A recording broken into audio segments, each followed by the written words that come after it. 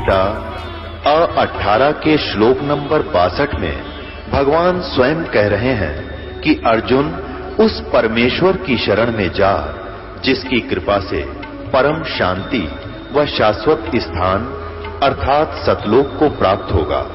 वो परमेश्वर कौन है, कहां है, कैसा है, जानने के लिए कृपया अवश्य सुनिए जगत गुरु तत्वदर्शी संत रामपाल जी महाराज के अमृत वचन। अब जैसे भक्त बताते हैं कि ट्रेनों में या बस में दूर देश से दूर राज्य से बच्चे आते हैं भगवान के, तो सुबह सुबह या शाम के समय जब ट्रेन में होते हैं, कोई आरती कर रहा है, कोई मंत्र कर रहा है, कोई सुबह के नित्यनेम कर रहा है, कोई दोपहर की रामायणी लगाए बैठा है मोबाइल में, एक वातावरण बदलता जा रहा है, तो पूरे विश्व पर इसका असर होगा। एक दिन सब नाम लेंगे, ये मालिक का वचन है, तो ऐसे प्रभाव पड़ेगा। तो अब ये वातावरण ऐसे बदलेगा। परमात्मा की वाणी में बहुत ताकत है और विधिवत वो वाणी प्राप्त होती है, उसी से असर होता है। सब यानी अधिकारी से लेकर जो नाम जाप किए जाते हैं उनको आप भी असर होगा और वातावरण के अंदर भी बहुत प्रभाव पड़ेगा। अब आप देखते हो कितने टीवी चलते हैं, सब जगह ये राजनीति की बातें, फलाना ये धकड़ा ये बड़ा, इसको तो एक नंबर पर मान रहे हैं। ये एक नंबर पर तो इन टीवी वालों ने भगवान की चर्चा सुनानी चाहिए दिन में कई ताकि आत्मा इंसान की बुद्धि बदले, बुराइयों से दूर हो और संसार में शांति पैदा हो। या तो शांति पैदा कर रखी है। अब फिल्मों में देखते हैं विवाह करते हैं, जब इतनी बड़ी बारात दिखाओगे और 1 किलोमीटर तक बाजे बजाने वाले तुर तुर करते, तो आम आदमी की भी वाहवाही होती जा रही है। तो ये सारा काम बिगाड़ दिया इस मीडिया ने गलत प्रचार करके। ये प्रचार करे भगवान का, सुबह उठते सब देखें, किसी टाइम भी टीवी लावे, जब मालिक की चर्चा पावे तो एकदम परिवर्तन होगा पूरे विश्व में। ऐसे ये तो होना ही है, क्योंकि भगवान ने ये इंस्ट्रूमेंट बनवाए न्यू हैं। ये कितने दिन इनमें दुरुपयोग करेंगे उसका समय आने दो। जनता जागेगी जब इनको कहेंगे भाई ये नहीं, अच्छी बात चलाओ, इसमें बच्चों पर अच्छा असर पड़े, माँ बाप पर भी अच्छा असर पड़े और सारे संसार में एक सद्भावना उत्पन्न हो, तो वो समय तो आएगा। क्योंकि ये बनवाए इसलिए है परमात्मा ने। नहीं 10 साल पहले कितने ना थे, ये 15 साल पहले।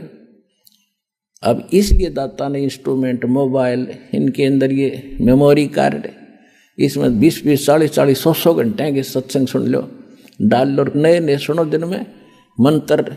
न अनपढ़ आदमी सुन लो, कान के ला कर लीड, दूसरे नहीं ना पता चले के बोल रहे के सुने। यू सफ़र करते हो बस में, कान में लीड लगा ली, मंत्र शुरू कर दिया अपना, ना पड़ोसी ने बेरा के कर रहा है। और कितना लंबा सफ़र हो, मिनटों में जाओगा। और उस समय जब नाम नहीं है तो क्या देखता जाओगा, यू क्यों आ गया, वो देखियो देख खड़ा है झांकी में देखे जा। अब भक्ति देखो, भगवान देखो, भक्ति करो, पीछा छूटेगा ऐसे। अब हम आते हैं अपने मूल सत्संग पर। अब जो प्रसंग चल रहा है कि यहाँ इस काल ने हमारे को विवश कर रखा है, जीव के बस का नहीं। अब ब्रह्मा जी के अंदर से एक ऐसी तरंग निकल रही है, ऐसी किरण निकलती है जो प्रत्येक जीव को प्रभावित किए हुए, तो विवश हो है वो ऐसा करता। अब जब प्रसंग चल रहा था कि ये परमात्मा कहते हैं वो मोक्ष उस साधना से होगा, वो हठ योग नहीं है। नाम उठत नाम बैठत नाम सोत जागवे, नाम खाते नाम पीते नाम सेती लागवे। ये तो सुख संवेद उस तत्व ज्ञान में भगवान ने बताया कि ऐसे साधना करो। और हमारे वेद बताते हैं, यजुर्वेद अध्याय नंबर 40 के मंत्र 15 में कहा है कि वायु अनिलम अथिदम भस्मांतम अमृतम भस्मांतम शरीरम ओम कर्तु समर कल्वे समर कर्तुम समर। परमात्मा की जो भक्ति है, ओम नाम का सिमरण करो, काम करते करते करो, विशेष कसक के साथ करो और मनुष्य जीवन का मूल उद्देश्य जानकर ओम नाम का जाप करो। और ओम नाम के जाप से जितना मोक्ष होना है वो इस विधि से प्राप्त होगा। और ये सुख संवेद बता रहा है। हठ योग तो किसी वेद में नहीं, गीता में नहीं। तो ये हठ योग कहाँ से लाए? ये मनमुख आचरण है, मनमाना आचरण है, ये मनमुखी साधना है, ये गुरुमुखी नहीं है। तो जब तक हम सतगुरु के द्वारा बताए साधना ज्ञान को नहीं ग्रहण करेंगे तब तक हम ऐसे ही डले ढोते। तो परमात्मा कहते हैं कि तुम परमात्मा की प्रेरणा में जंगल में चले जाते हो, घर छोड़ जाते हो, और भूख लगती है, प्यास लगती है, फिर रोटी मांगने फिर घर में और गृहस्थियों के पास आते हो। बता, अकल है तुम्हारे अंदर? अब घर में सारी सुविधाएं हैं, मकान है, झोपड़ी है, छोटा है, बड़ा है, जैसा तेरी किस्मत में, और नाम मिल गया, काम भी कर रोजी रोटी के लिए और भक्ति कर। और जिस काम को पहले आप करने में सारा समय लगा देते थे वो पूरा नहीं होता, बरकत नहीं होती। भगवान की भक्ति में यह शक्ति और है, आपके घर में बरकत करेंगे, आपके शरीर को स्वस्थ करेंगे, आपके आने वाले जो पाप कर्मों के दंड हैं उनको दूर करेंगे, तो आपको निर्मल करके रखेंगे, आपको बरकत भी देंगे और मोक्ष भी इसी विधि से मिलेगा। और भगवान विष्णु जी के अंदर जो एक सतोगुण भर दिया इसने, यही 3 देवता हैं और यही 3 गुण हैं। जैसे मिर्च का गुण बना दिया कि वो तो मुंह फूकेगी और छोंक लगेगा, छींक आवेगी। अब जैसे रसोई में छोंक लगाया जाता है, ये भगवान रहते हैं ऊपर तीनों आप अपने लोकों में, विष्णु विष्णु लोक में, शिव जी शिवलोक में, ब्रह्मा जी ब्रह्मा लोक में। और वहाँ से ही ये 3 लोकों के ऊपर इनके अंदर से निकल रही वो रेंज, वो किरण, वो तरंग हमें प्रभावित कर रही है, तीनों लोकों के प्राणियों को, स्वर्गलोक, पृथ्वीलोक और पाताल-लोक। अब जैसे रसोई में छोंक लगा रहे हैं मिर्चों का, और अलग कमरों में बैठे अन्य व्यक्तियों को भी छींकें आनी शुरू हो जाती हैं। मूल वस्तु, साकार वस्तु तो रसोई में, उसके निराकार उस तरंग ने जाकर वहां विचलित कर दिए, वो छींक उनके बस की नहीं रोक दे। तो इसी प्रकार इन तीनों भगवानों से निकल रहे 3 गुणों का प्रभाव आपके ऊपर है, जीव के बस का नहीं कि आप इनसे बच सको। इसको बचने का तरीका है, इसकी एंटीबायोटिक बताई भगवान। वो क्या है कि डेरे डंडे खुश रहो और खुश रे लहे न मोक्ष। ध्रुव प्रहलाद भी जब उधर गए तो फिर गृहस्थी में क्या दोष। यानी आपको फिर भी क्लियर करते हैं कि गृहस्थी का तात्पर्य ये नहीं है कि भाई ब्याह करवाना गृहस्थी हो है।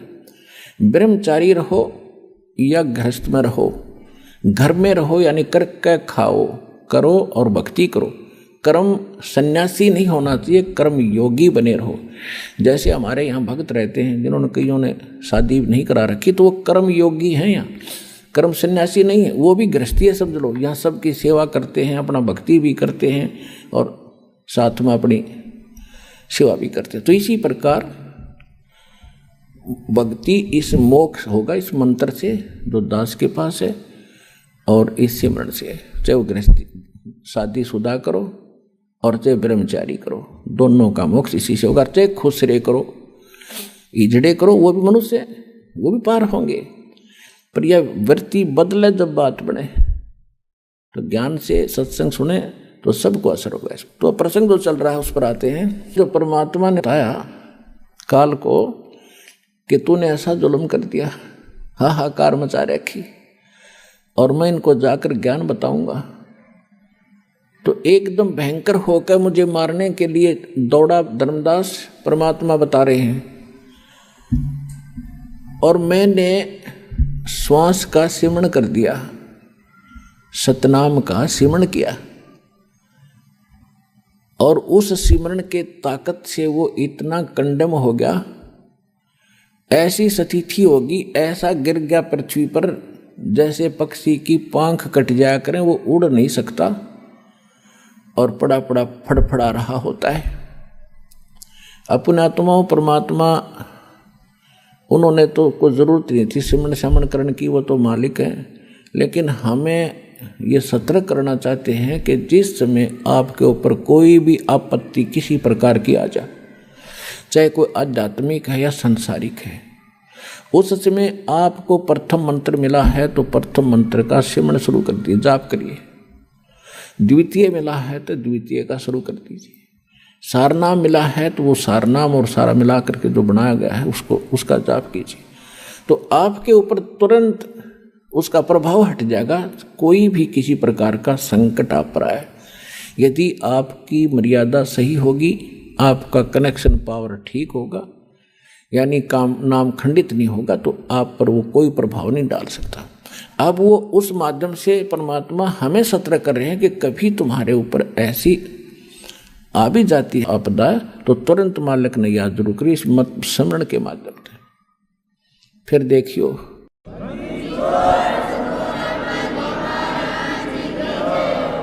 तो उस समय वो ऐसी स्थिति में आगा गिर गया जैसे पक्षी की पांख कट जाया करती है। अब उसने देख लिया, काल ने देख लिया कि भाई जोगजीत के पास कोई शक्तिशाली मंत्र है, इसने तो मुझे कंडम कर दिया। तो इसने फिर चापलूसी का सहारा दिया। आप देख लो, यहाँ यथा राजा तथा प्रजा, जिस आयु भगवान है, इसी हमारा सबका नेचर ऐसा ही है। हमारे से कोई बोधा आदमी है, यानी कमज़ोर है, शारीरिक कमज़ोर है या वैसे व्यवस्था में कमज़ोर है, तो हम उसके सिर पर चढ़ जाएं। और जब तगड़ा सामने आ जा, उसने हाथ जोड़ा, हाँ जी चौधरी साहब। एक शराबी जावा था, शराब पिए गली में, सामने एक बनिया आ गया, बनिया लाला जी, क्योंकि वो अल्पसंख्यक होते थे गाँव में, एक दो चार घर होते थे। तो शराबी ने जब देखा उस बनिया को, गाली देने लग गया। तो दूसरा बोला, अरे बोलिए ना लाला जी, शराब पी रहा है। इतने में एक लठ ले रहा था कंधे पर, तगड़ा सा आदमी। वो बोला, अरे क्या, कौन है, क्या कर रहा है? बोला, चौधरी साहब नमस्ते। तो लाला जी बोले, भाई तो 2 डाल की पी रहा है, ये तो 2 तरह की पी रहा है, शराब पी रहा था। मन ने गाल दे रही, ठाडा दिखा, इसने हाथ जोड़ा। यू तो यू काल तो 2 तरह की प्या रखी इसने हमारे थे, और खूब भी ये 2 तरह की पी रहा है। जब इसने नो देखा कि मैं इसने मारूंगा, जब ताकड़ पाड़ के गया, जब परमात्मा ने उसकी देह तोड़ दी, जब पड़ा तड़फे और शायद से घिसड़ के और चरण पकड़ लिए, धर्मदास मेरे आके, तुम्हारे भगवान 21 ब्रह्मांड के मालिक ने, ब्रह्मा विष्णु महेश के पिता ने।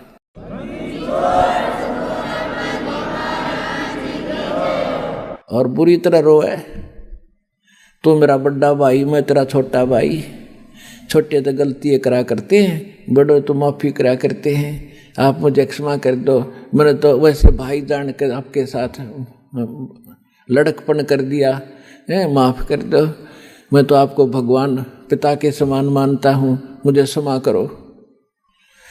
जब बुरा हाल कर दिया, जब मैंने कहा ठीक है, फिर कहता है, मुझे कुछ, आप नीचे जाओगे? कहाँ जाऊँगा भाई, मेरे को आदेश हो गया, मैंने जाना पड़ेगा, बस की बात नहीं। तो एक काम करियो, क्या कुछ मेरी कुछ डिमांड है या पूरी करियो पहले। परमात्मा बोले, बोल के क्या डिमांड है तेरी? इसने कहा कि नो नहीं, वचनबद्ध हो जाओ। परमात्मा बोले ठीक है, वचनबद्ध हो गया। मांग क्या मांगता कि 3 युगों में, सतयुग, त्रेता, द्वापर में, और जीव थोड़े ले जाना। यदि आप सारे जीव अभी ले जाओगे तो मैं भूखा मरूंगा, मैं क्या खाऊंगा, मुझे तो श्राप लगा हुआ है। परमात्मा बोले, श्राप भी तो तेरी बकवादों से लगा होगा, तेरे मारने चला टक्या नहीं, ये भी दुखी कर दिया आत्मा। 3 युगों में जीव थोड़े ले जाना, और चौथा युग जब कलयुग आवे, तब तो शरण जीव बहु जावे। ऐसा वचन हर मोय दीजे, तब तुम गवन संसार ही कीजे। कि हे भगवान, हे परमात्मा, मुझे आप ऐसा वचन दो और फिर तुम नीचे जाना। क्या मांगा इसने? एक तो ये मांगा था कि 3 युगों में जीव थोड़े ले जाना, और चौथा युग जब कलयुग आवे, उस समय कितने ही जीव ले जाना। और दूसरी प्रार्थना ये की थी कि दाता, आप जोर जबरदस्ती ना करना, अपना ज्ञान सुना के, और जो आपके ज्ञान को स्वीकार करे हृदय से वो आपका हो और शेष मेरे रहें। तो परमात्मा को पता था कि ज्ञान इनको हो जाएगा, फिर यहाँ रहेंगे कैसे, ज्ञानत कराऊंगा इनको जाके चौथे युग में। तो परमात्मा ने कहा ठीक है, यह भी मान ली तेरी प्रार्थना। फिर क्या कहा कि त्रेता युग में मेरा एक अंश जाएगा, रामचंद्र नाम होगा, राजा दशरथ के घर जन्म होगा, और उसके प्रारब्ध में ऐसा लिखा हुआ है कि उसकी पत्नी को एक राक्षस उठाएगा, लंका में ले जाएगा, और उस समय उससे छुड़वाने के लिए उसको पुल की आवश्यकता पड़ेगी समुद्र पार करने के लिए। आपके बिना ये काम दाता कोई नहीं कर सकता, या दया करियो। परमात्मा को पता था कि यह आत्मा तो मेरी है, रामचंद्र भी यूँ तो ठेकेदार बन रहा है। अपने आत्माओं जैसे आपका कोई पुत्र या पुत्री है और कोई रोगी है आज के दिन किसी कारण से, मान ले देखो सत्संग ये ऐसा सत्संग है इसमें सारे पॉइंटों पर हिंट देने पड़ते हैं, हर तरह के भगत होते हैं। अब जैसे यहाँ अधिकतर रोगी आते हैं, क्यों काल ने सत्यानाश कर दिया, भक्ति खत्म करवा दी, पिछले पुण्य खत्म हो लिए, आगे भक्ति इनके पास थी नहीं, माथा टेक टेक उन चौराहे वाली माताओं पे बैठा लिया। अब सब रोगी हो गए, किसी को कोई हानि है, कोई मेंटली डिस्टर्ब है, किसी को कैंसर है, किसी को हाहाकार मात्री। तो भक्ति की शक्ति बिना ये शरीर चलेगा कैसे, ये मट्टी है। तो अब जैसे यहाँ आते हैं और कति लास्ट स्टेज पर मृत्यु के निकट है, यदि सच्ची श्रद्धा से सच्चे दिल से समर्पित होकर भक्ति करेंगे तो कति ठीक करेगा, गारंटीड बात है, स्वस्थ होंगे यदि नीत भक्ति की होगी तय।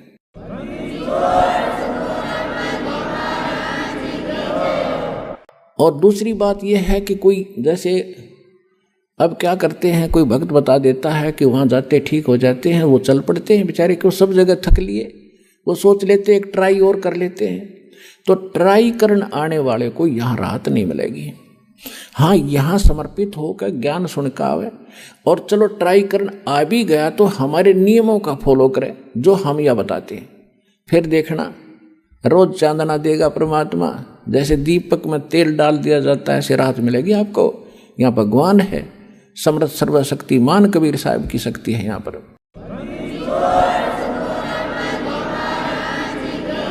अब फिर भी किसी कारण से भी राहत ना मिल पाई, त्रुटि तो अपनी ही होगी, भगवान में तो है ही नहीं। सतगुरु के दरबार में भाई कमी कहे की ना, अनसा मौज नहीं पावता तेरी चूक चाकरी माँ। इस सच्चे दरबार में कबीर भगवान की डिक्शनरी में इम्पॉसिबल वर्ड नहीं है, असंभव शब्द नहीं है इस भगवान के दरबार में।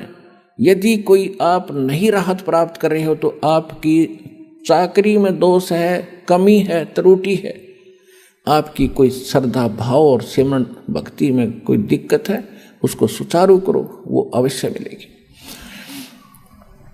अब कहने का भाव ये है कि अब जैसे किसी का बाप बीमार है, 70 साल का हो गया, और नाम ले लिया उसने, दुखी गणा था, दीक्षा ले ली, राहत तो मिलती है, लेकिन फिर भी किसी कारण से त्रुटि रह जाती है, कोई नियम खंडित कर देते हैं, आदत छूटती नहीं। काल ने तो यही तक नाश कर रखा है कि इनको सुख नहीं हो, दुख हो जितना हो, नाम ले जाते हैं। और बहुत से भक्त ऐसे आते हैं जी कति ठीक हो गया था और इसने बीड़ी पी ली, क्यों माड़ी रात होगी, वो बकवाद फिर भागी और फिर वही स्थिति होगी। तो भाई ऐसे व्यक्ति को यहाँ कोई स्थान नहीं है। अब भगवान नहीं सुनेगा ऐसे व्यक्ति की, दोबारा नाम लो और फिर ठीक हो जाएगा, आगे नियमित रहना। इस कारण से वो कोई नाम खंडित करने से मृत्यु भी प्राप्त हो जाती है। अब हम तो रो रहे हैं कि हे भगवान यू क्यों मर गया, क्योंकि हमारा पिता था या हमारा पुत्र था, हम तो एक सुख के ठेकेदार बने, वो तो आत्मा तो उस परमात्मा की थी, उस परमात्मा की आत्मा है और उसको नाम दे दिया तो उसको मनुष्य जीवन मिलेगा। इस नाम का एक बार भी जाप करके जो दास प्रथम मंत्र देता, और यदि शरीर छूट गया तो मनुष्य जीवन गारंटीड है, भक्ति मिलेगी। और इस अनमोल अमृत को बचा कैसे रखा था, छुपा क्यों रखा था? इसलिए रखा था कि ये जरूरत है इसकी। पहली बात तो स्वस्थ करेगा और इस सज्जन में मोक्ष करने की चेष्टा करेंगे परमात्मा। फिर भी क्योंकि घड़ा बिगड़ा हुआ काम है सारा, कोई न कोई त्रुटि हुए बिना रहती नहीं, किसी कारण से मृत्यु भी हो जाती है तो उसका तो भाग जाएंगे। दोनों हाथों में लाडू, सतलोक आसन बरवाड़ा में आपके। जब स्वस्थ हो गया तो भक्ति इस जीवन में करियो, और जब मृत्यु होगी किसी कारण से तो नेक्स्ट जीवन 10वें महीने आ लेगा अपनी माँ की गोदी में, यहीं पर नया कपड़ा पहन के।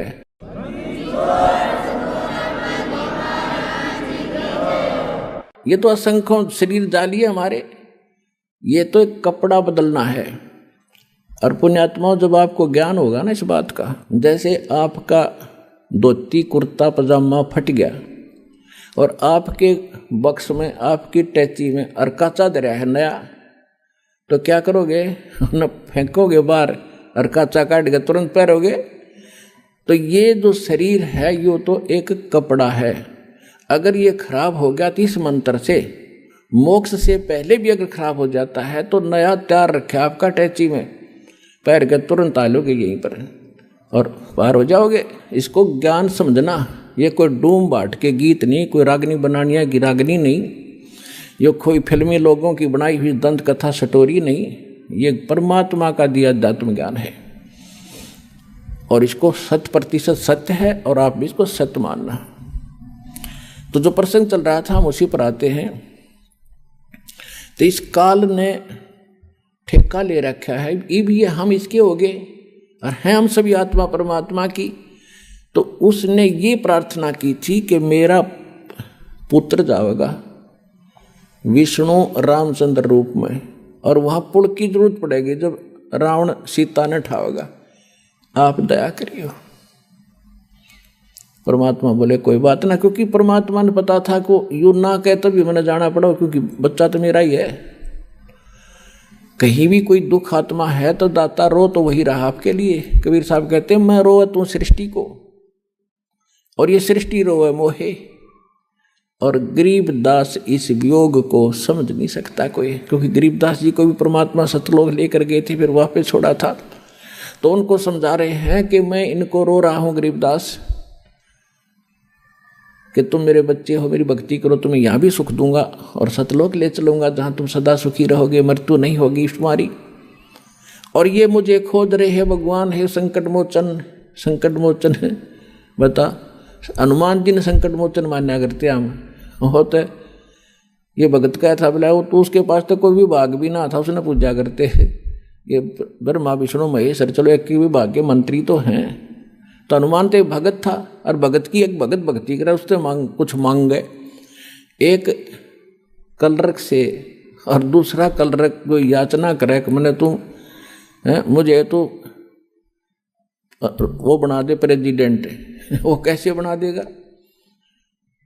तो कहने का भाव ये है कि हम भक्ति गलत कर रहे थे, तो परमात्मा ने को मालूम था कि ये दुखी होंगे तो या तो दुख तो मुझे ही होगा। तो परमात्मा कहा करते कि मैं हूँ वो संकट मोचन और सारा सुख देने वाला, पर हम उसको मान नहीं पाए क्योंकि हमने उसके पहचान नहीं थी, चिन्ह नहीं थे हमारे पास, उसको पहचानने का कोई पैमाना नहीं था। अब दास ने पहले आपको पैमाना दिया कि जिन ग्रंथों को आप सत्य मानते हो उनमें भगवान की डेफिनेशन यह बता रखी, और ये किस पर खरी होती है? ये उस पर खरी होती है जो काशी में धानक रूप में रहा करता कबीर जुलाहा, वो सर्वशक्तिमान है, सारी सृष्टि का रचनहार है, वो आपका और हमारा पिता है, वो हमें मोक्ष देगा, सुख देगा।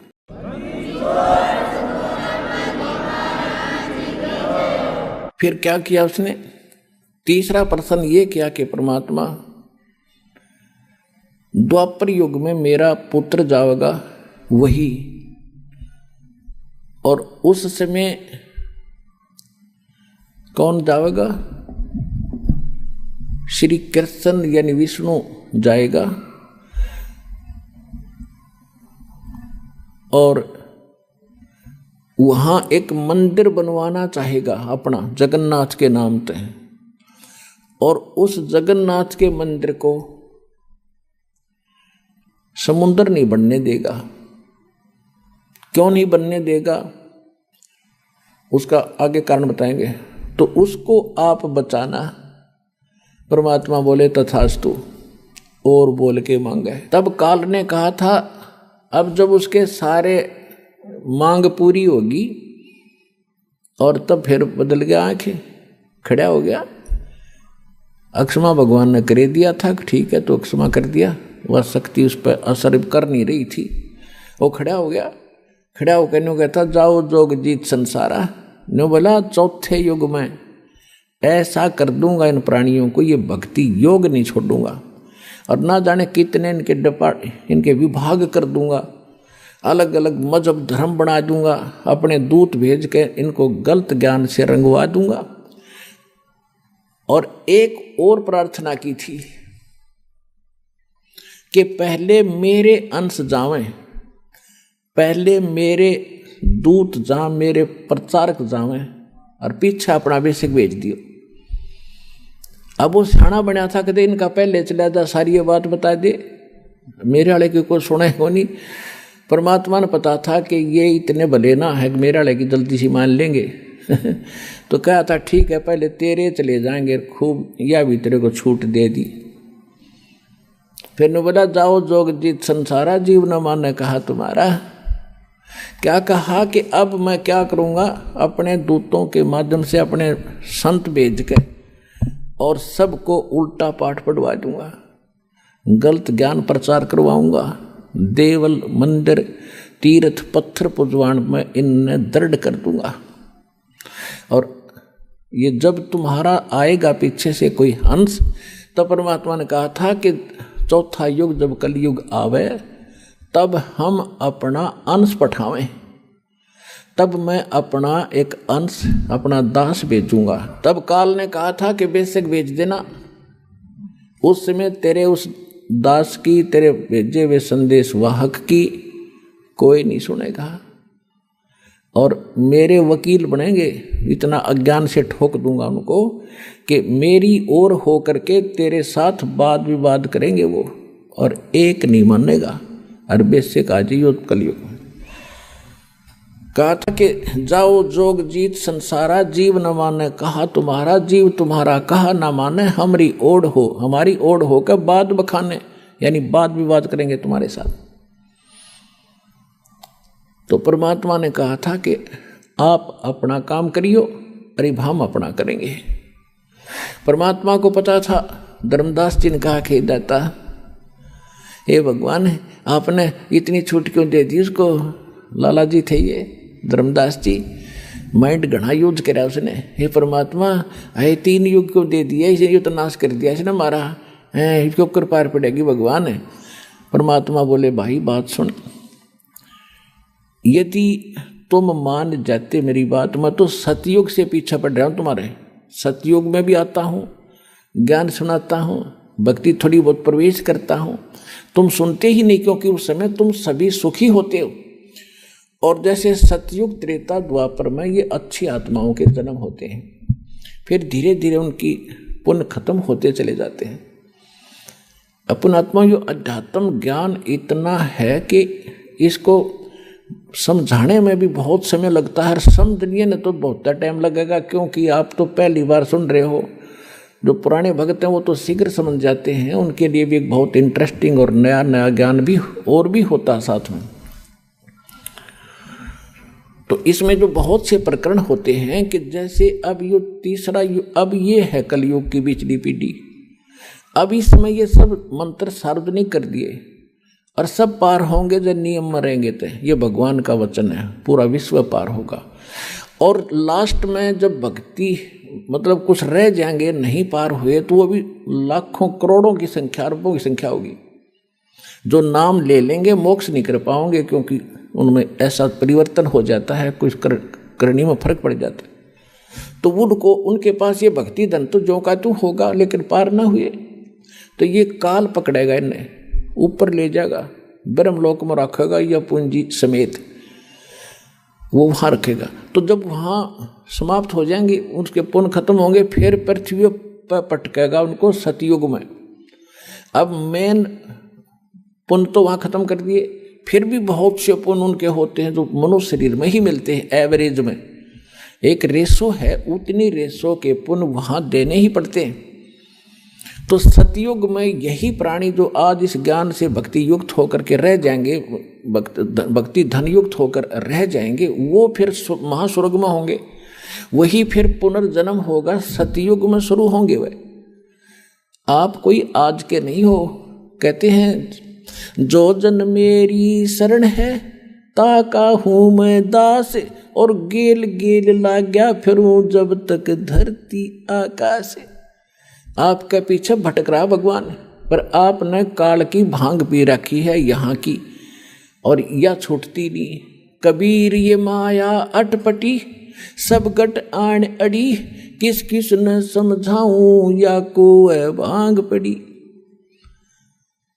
परमात्मा आपके लिए भटक रहे हैं। अब क्या कहते हैं कि सतयुग में इनका जन्म होता है, और ये भक्ति सभी ये काल की करते हैं, ये ज्ञान यहाँ दे ही रखा है, तो सभी भक्ति भी करते हैं और सुख भी हो रहे, क्योंकि वो सुख तो हो रहे थे उनके प्रारब्ध के पुण्यों के कारण, और वो मान बैठे थे कि हम जो भक्ति कर रहे हैं इससे ये चमत्कार हो रहे हैं। फिर वही आत्मा त्रेता में आ गई। त्रेता में फिर उनके और उनसे सतयुग से कम पुण्य कर्म रह जाते हैं, फिर द्वापर में, और त्रेता इस कलयुग में तक कति कंडेम हो लिया। आपके पुण्य रहे नहीं, अब भक्ति वही आप कर रहे हो, आज भी कर रहे हो। अब क्यों ना लाभ होता उनसे जो 3 युगों से करते आ रहे, वो ठाठ होते दिखाई दे थे उनके, क्योंकि वो आपके प्रारब्ध के पुण्य ही फल रहे थे। इस भक्ति से आपको कोई लाभ नहीं हो रहा था। अगर वही भक्ति आज कर रहे हो, रामकृष्ण वही है, आप भी वही हो, और वो गीता और वेद है 5000 वर्ष से, तो ये है गीता तो। और आज क्या हालत होगी हमारी, साधना करते भी हैं फिर भी दुर्गति। तो परमात्मा को पता था कि धर्मदास ये सतयुग त्रेता द्वापर में इनकी करीम इनके पास होगी, और ये मेरी ना सुने कति, और मेरी ये जब सुनेंगे जब ये भक्ति भी करते होंगे नकली संतों से, और वहाँ लाभ होना ही नहीं इनको, और इनकी बिरान माटी हो लेगी ना जब ये मेरी मानेंगे, या हो लेन देख वे इनकी।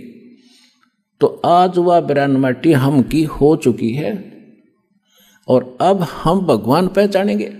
और जब ये मेरे पास आवेंगे और मेरे दास के पास आएंगे और आशीर्वाद पाएंगे या भक्ति करेंगे, इनको फिर उबार लूँगा और पार कर दूंगा।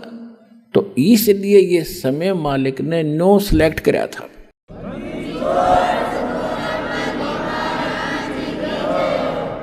अब धर्मदास जी को मालिक ने सारी कहानी बता दी मिनटों में, और फिर कहा था धर्मदास मेरी लाख दुहाई, ये मूल ज्ञान जो मैंने तेरे को बता दिया, और ये मूल मंत्र, ये सार शब्द ये कहीं बाहर ना जाए। ये सार शब्द बाहर जो पढ़ी, ये मूल ज्ञान 2 जगह 2 वाणी बोल रखी है। एक तो ये मूल ज्ञान ये है जो दास आपको समझा रहा, आज तक ना को कबीरपंथी जानता है इसको, और बाकी अगर मतलब है कि इस ज्ञान के आसपास भी आ जाए। तो ये था मूल ज्ञान, और ये है मूल मंत्र, कंप्लीट कोर्स ये आपको दिया जा रहा भक्ति का। तो इसके विषय में कहा था धर्मदास मेरी लाख दुहाई, और ये मूल ज्ञान कई बार ना जाए। मूल ज्ञान बाहर जो पढ़ी या बिचली पीढ़ी हंसनी तरी, ये वो बिचली पीढ़ी का समय है जो आज आपको सुअवसर प्राप्त है। और आप कोई छोटी आत्मा नहीं हो, क्योंकि आपको तो पता ही नहीं बच्चे हो, इस दास को इसका जानकार बनाया है।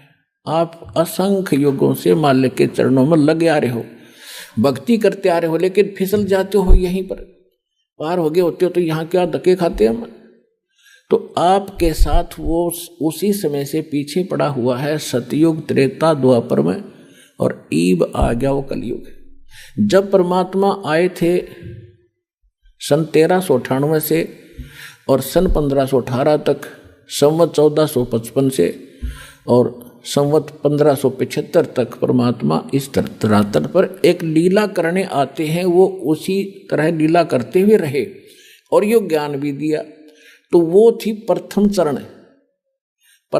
चरण कलयुग निर्याणा, तब मघर मांडो मैदाना। कलयुग का प्रथम चरण वो होगा जब मैं मगर से सशरीर एक लीला करूंगा, मगर में एक लीला करूंगा, वो तो प्रथम चरण। और अब ये पिछली पीढ़ी और लास्ट की जो पीढ़ी होगी कलयुग की, वो तो कृतघ्नी हो जाएंगे, मांसाहारी होंगे, कोई नेम धर्म रहेगा नहीं। लास्ट की तो बहुत बुरी स्थिति बता रखी है सुख संवेद में, बहुत बुरा हाल हो जाएगा। तो अब ये है प्राइम टाइम मोक्ष कराने का और सतलोक जाने का, परमात्मा पाने का। और इस समय में आपको मानव शरीर और सतलोक आश्रम बरवाला जिला हिसार में आपका आना हो गया। पुणात्माओं, आज चाहे कोई ज्ञान से आ गया और चाहे कोई दुखी होकर आ गया यहाँ पर, जो आज कोई संकट निवारण के लिए आया है, तो वो संकट आपके लिए वरदान सिद्ध हो गया और इससे आपका संकट भी दूर होगा और आपकी मुक्ति भी होगी। ये गिर पड़े रहे शरण में।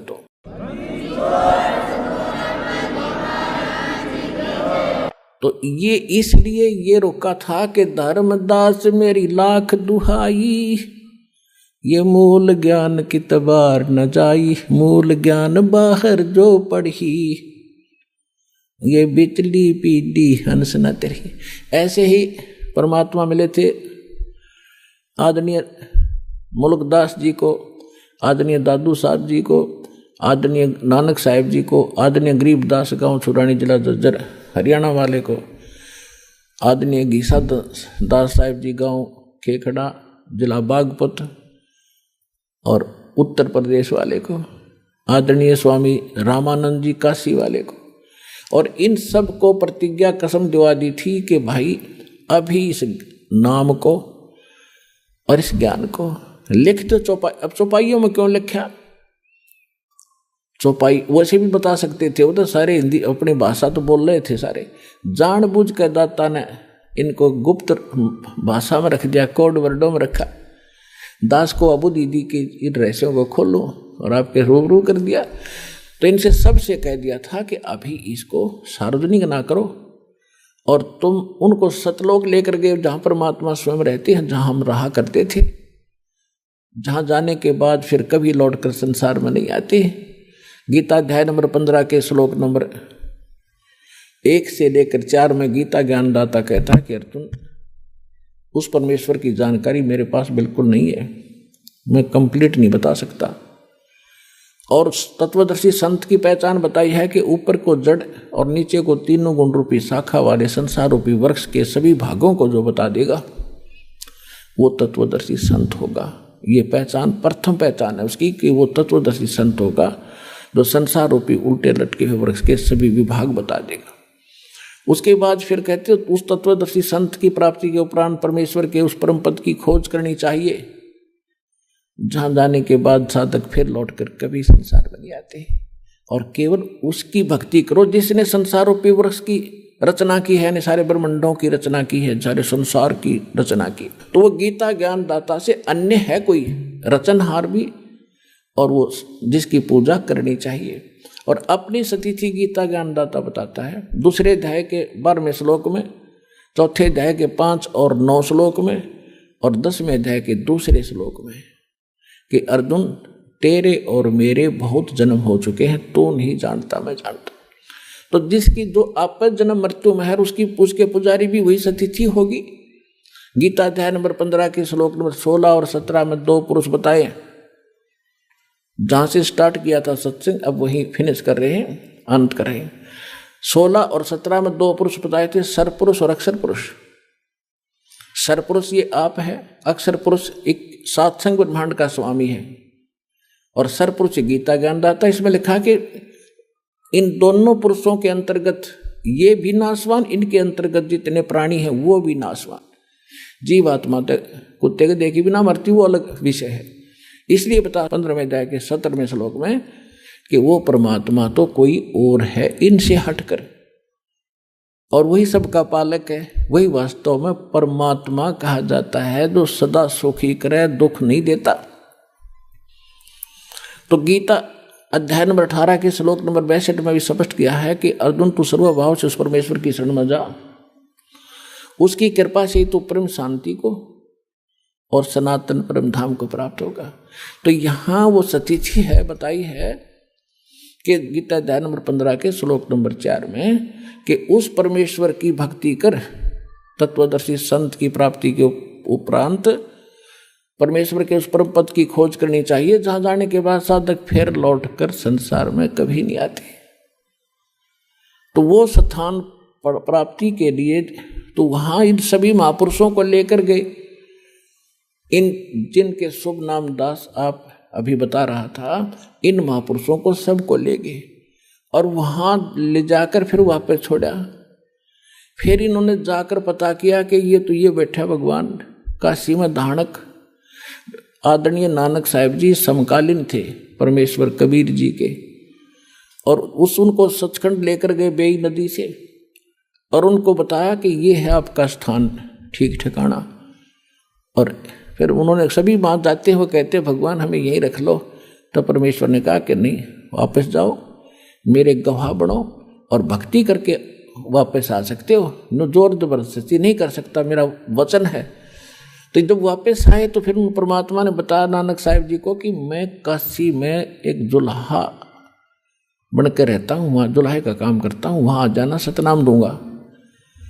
तो नानक साहिब जी तीसरे दिन जब होश में आए, सतलोक से वापस आए, नौकरी त्याग, प्रथम यात्रा, प्रथम उदासी बनारस की काशी की, और वहां जा देखा खड्डी में बैठा कपड़े बुनता हुआ वही परमात्मा सृजनहार सतलोक का मालिक। तब नानक साहिब जी ने कहा था, फाई सूरत मुल्क की वेश, ए ठगवाड़ा ठगी देश, खरासियाना बोता बार, लोगों धानक रूप रहा करता। आंखों में पानी भर गया और बुरी तरह कहने लगे, देखो रहियो बैठा भगवान, ये ठगवाड़ा, ये अपने आप को छुपाए बैठा है, ये किसी के सामने नहीं आता। ये वहाँ दुलाए इकट्ठे हो गए, वो नो कही पंजाब का सरदार भी अच्छा है, इसको भगवान बताता नीरू के पुत्र को, किसी ने नहीं मानी। जब परमात्मा ने कहा था, पुण्यात्मा अभी कुछ ना बताओ, यह खाम खा व्यर्थ जाएगा आपका ज्ञान, इसको सुनाओ समझाओ, लेकिन इस रहस्य को अभी गुप्त रखो और मैं सतनाम देता हूँ, इसका जाप करो। सतना आप किसी को नहीं बताना। तो ये थे महापुरुष। नानक साहिब जी ने बैन लगा दिया, स्वयं सतनाम का जाप करते थे 2 अक्षर का। आपको दिखाया था उस जन्म साखी के अंदर नानक साहिब जी की, भाई बाला के और मर्दाना जब जा रहे थे समुद्र के ऊपर से, तो वो सारी कथा आपको बता रखी है। तो स्वयं तो वो सतनाम जाप करते थे और अन्य को झटका दे दिया कि कोई इसका जाप नहीं करेगा। क्यों? क्योंकि इस बिचली पीढ़ी तक इसको गुप्त रखना था। नित्य नकली संतों के काल के दूत राधा स्वामी से निकली हुई ब्रांचें, ओए होए, और जितने कुमार स्वामी रासाराम जैसे ये दुनिया ने ठगन लाग रहे। आज इनके पास यही ज्ञान होता है, यही मंत्र होते, तो कैसे भिन्नता बताते आज दास आपको। अब परमात्मा ने कहा था कि पहले इनको जाने दे और बकलेन दे, नौवा बाई जो बकेंगे, ज्ञान तो इनके पास है नहीं। और जब मेरा दास जागा इनकी खाल तार देगा ज्ञान की, प्रमाण दिखाओगा सामने, सबको शिक्षित करूंगा अपने बच्चों को। इंस्ट्रूमेंट उस मालिक के दिए हुए हैं जो आज आपके रूबरू सदग्रंथ हो रहे हो, आप भगवान को पहचान रहे हो। धन्य आपके माता पिता जिससे जन्म हुआ।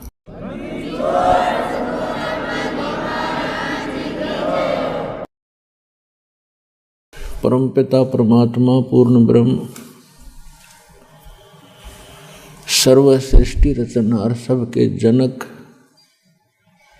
संकट मोचन कष्ट हरण मंगल करण, ये कबीर परमात्मा की असीम रजा से आप सभी पुण्यात्माएं सत्संग सुनने के लिए सतलोक आश्रम बरवाला जिला हिसार हरियाणा में उपस्थित हुए। पुण्यात्माओं, आप देखते हैं कि कोई भी कार्य सफल करने के लिए उसमें जी तोड़ मेहनत करनी पड़ती है, परिश्रम करना पड़ता है। उसमें धन भी व्यय करना पड़ता है और समय भी खूब लगाना पड़ता है। तभी हम उसको सफल कर पाते हैं।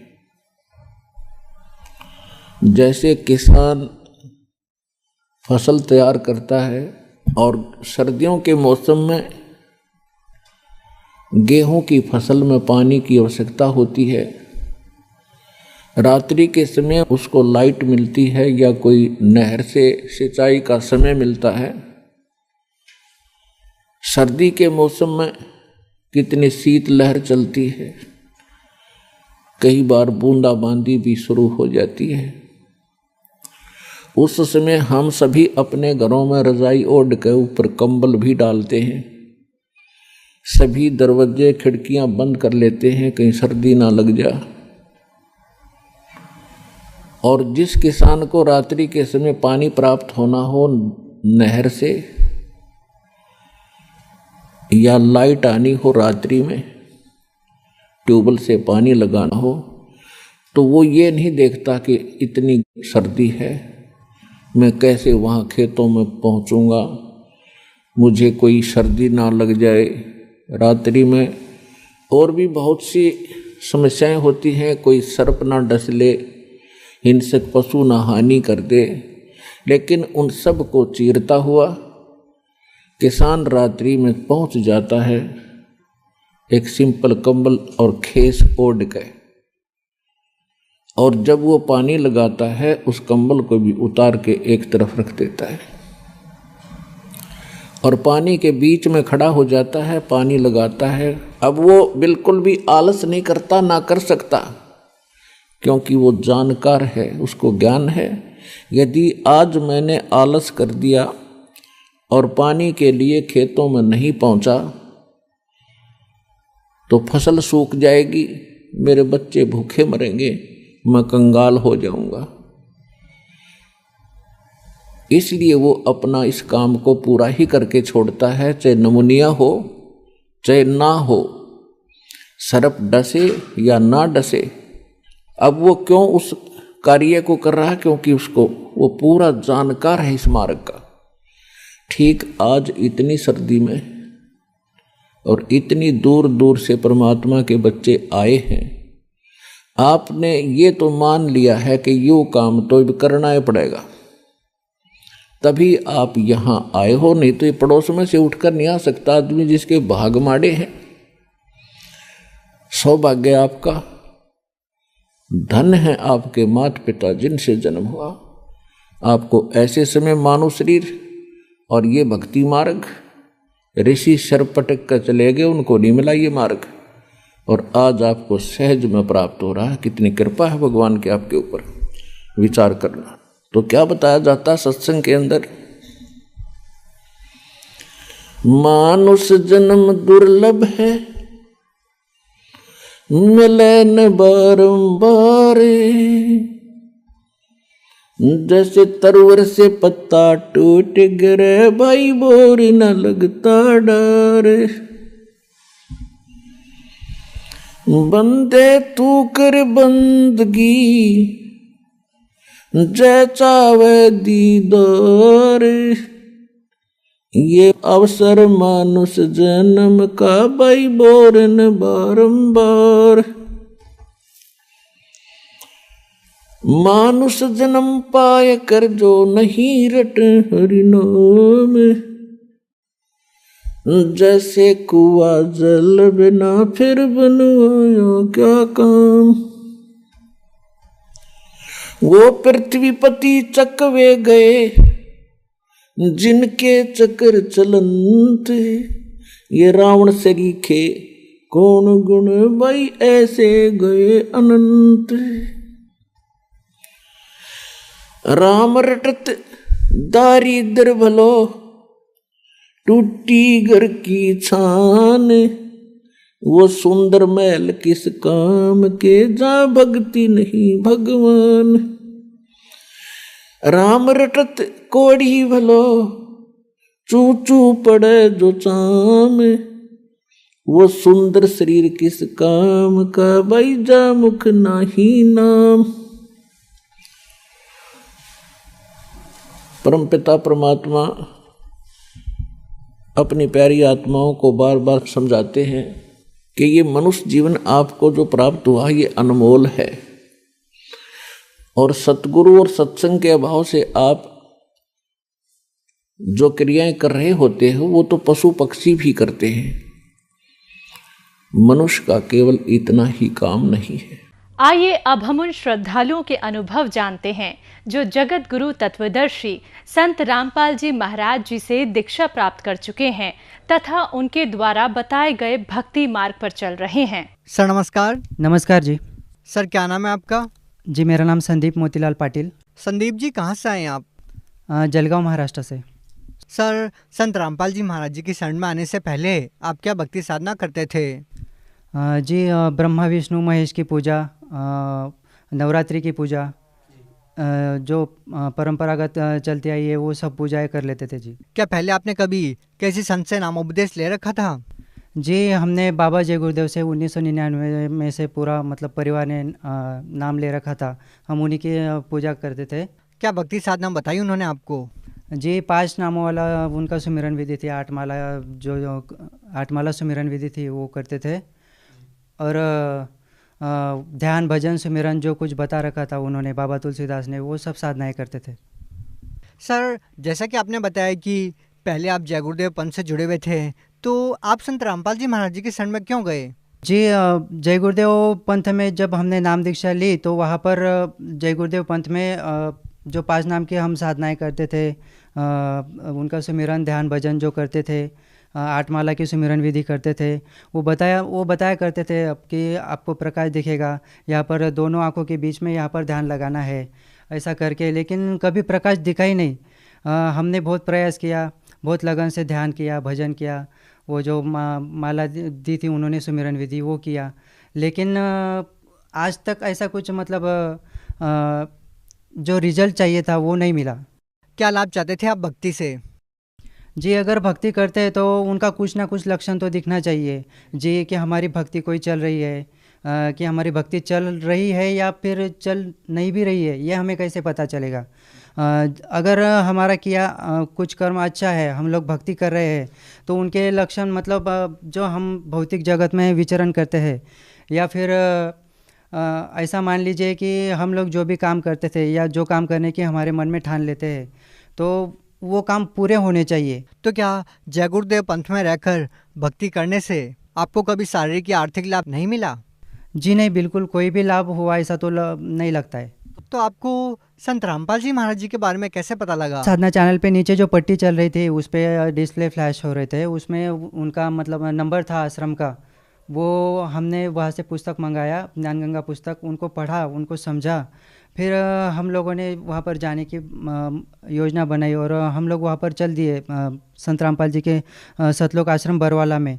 वहाँ पर जाने के बाद हमने वहाँ पर सब कुछ देखा, सोचा समझा, और जाते ही हम लोगों ने वहाँ से मतलब प्रथम मंत्र नाम उपदेश ले लिया जी। वहाँ से संत रामपाल जी महाराज सतलोक आश्रम बरवाला, जिला हिसार, हरियाणा से। सर जैसा कि आपने बताया कि पहले आप जय गुरुदेव पंथ से जुड़े हुए थे, उनके द्वारा दी गई भक्ति साधना से भी आपको कोई विशेष लाभ नहीं मिला, तो संत रामपाल जी महाराज जी से नाम दीक्षा लेने के बाद क्या आपको कोई लाभ भी मिला?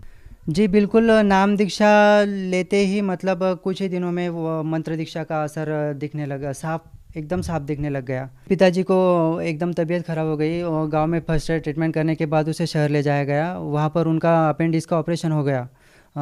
उसके 3 दिन बाद में मतलब कोई दर्द हो रहा था पेट में, सीटी स्कैन MRI सब कुछ करवाया जी हमने, लेकिन उनका दर्द कम नहीं हो रहा था। डॉक्टर्स को बोला, सब कुछ करवा लिया, सब चेकिंग करवा लिया, सब रिपोर्ट्स तो नॉर्मल आ रहे थे, MRI CT स्कैन सब कुछ रिपोर्ट्स में कुछ बता नहीं रहे थे।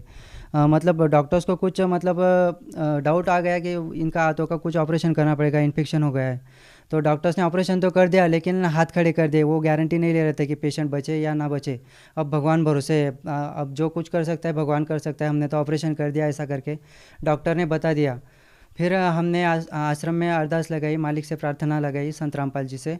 संत रामपाल जी के आश्रम से शिष्य ने फ़ोन पर बात करते हुए कहा कि भले डॉक्टर ने गारंटी ना दे रखी हो, लेकिन हम लोग गारंटी देते हैं, आप लोग जो मंत्र दीक्षा दी है, जो आपका मतलब उपदेश हो रखा है, प्रथम नाम या सतनाम सारनाम जो कुछ है वो उपदेश मतलब मंत्र चालू रखो और मालिक पर पूरा श्रद्धा रखो, संत रामपाल जी के ऊपर।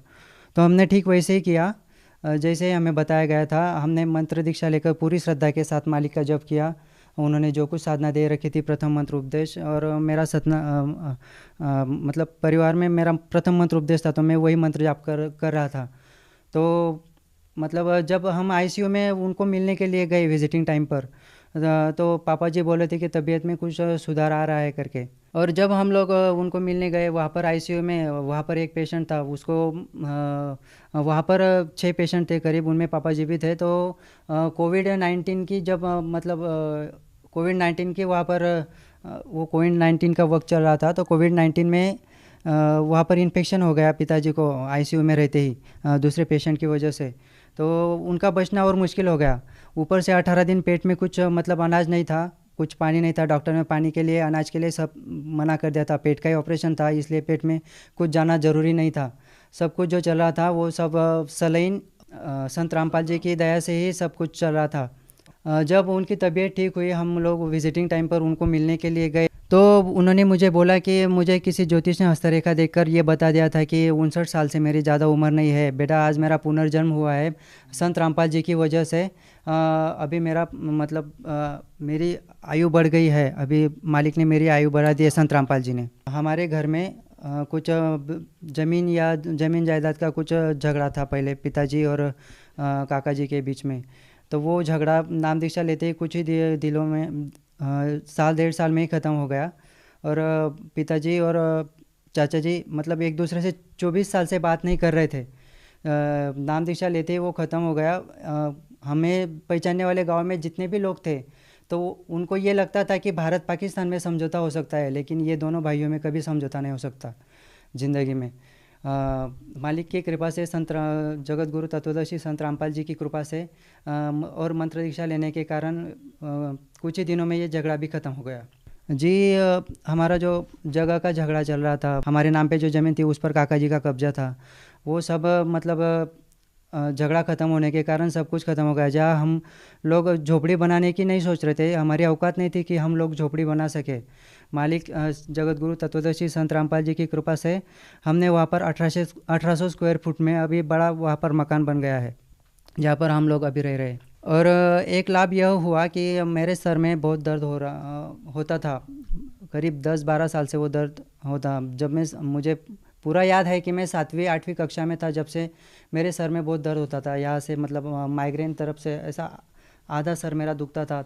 दर्द इतना तेज़ होता था कि जब दर्द ज़्यादा हो जाने लगता था तो मतलब मेरे हार्ट के जो बीट्स है वो एकदम बढ़ जाते थे, तेज़ हो जाते थे, इतने तेज़ हो जाते थे कि मुझे डॉक्टर के पास जाना पड़ता था, इंजेक्शन लेना पड़ता था। इंजेक्शन लगवाने के बाद में कुछ ही मतलब घंटे आधे घंटे में मुझे आराम पड़ता था कुछ, और धीरे धीरे कम होता था। लेकिन जैसे ही मैंने सदगुरु तत्वदर्शी रामपाल जी महाराज से दीक्षा ली और श्रद्धापूर्वक मंत्र जाप किए, जब से धीरे धीरे कम होते होते दर्द पूरी तरह गायब हो चुका है। अब मेरा सर सपने में भी दर्द नहीं करता। सर, आप भगत समाज को क्या संदेश देना चाहते हैं? जी, भगत समाज को संदेश तो नहीं देना चाहूँगा। मैं रिक्वेस्ट करता हूँ, अपील करता हूँ सभी लोगों से कि जगत गुरु तत्वदर्शी संत रामपाल जी महाराज जी नेशनल इंटरनेशनल चैनल्स पे उनका सत्संग चलता है। कई सारे चैनल्स पर उनका सत्संग आता है। यूट्यूब पर उनका बहुत सारा मटेरियल है। MP3 सत्संग है। संत रामपाल जी महाराज जी से अपना नाम दीक्षा लो और अपना कल्याण कराओ। जी, बहुत बहुत धन्यवाद। धन्यवाद।